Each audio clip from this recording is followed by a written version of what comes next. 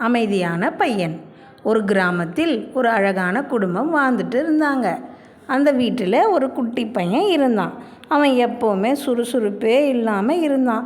எந்த வேலை செஞ்சாலும் ரொம்ப மெதுவாகவே செஞ்சான். அதனால் அவனோட அம்மா அப்பா அவனை நினச்சி ரொம்ப வருத்தப்பட்டாங்க. ஒரு நாள் அந்த பையனோட தாத்தா அந்த வீட்டுக்கு வந்தார். அந்த பையனோட அம்மாவும் அப்பாவும் அந்த பையன் சுறுசுறுப்பாக இல்லாமல் இருக்கான்னு குறைப்பட்டுக்கிட்டாங்க. அந்த பையனோட தாத்தா அவங்கிட்ட ஒரு புதிர் புத்தகத்தை கொடுத்தாரு. உடனே மெதுவாக அந்த புதிர் எல்லாத்தையும் மிக சரியாக செஞ்சு முடித்தான். இதை பார்த்த எல்லோரும் ரொம்ப சந்தோஷப்பட்டாங்க. அந்த தாத்தா சொன்னார், எல்லா குழந்தைங்களும் ஒரே மாதிரி இருக்கிறது இல்லை. உங்கள் மகன் சுறுசுறுப்பாக இல்லாமல் இருக்கான், ஆனால் எல்லா விஷயத்தையும் கூர்ந்து கவனித்து எல்லாத்தையும் சரியாக செய்கிறான்.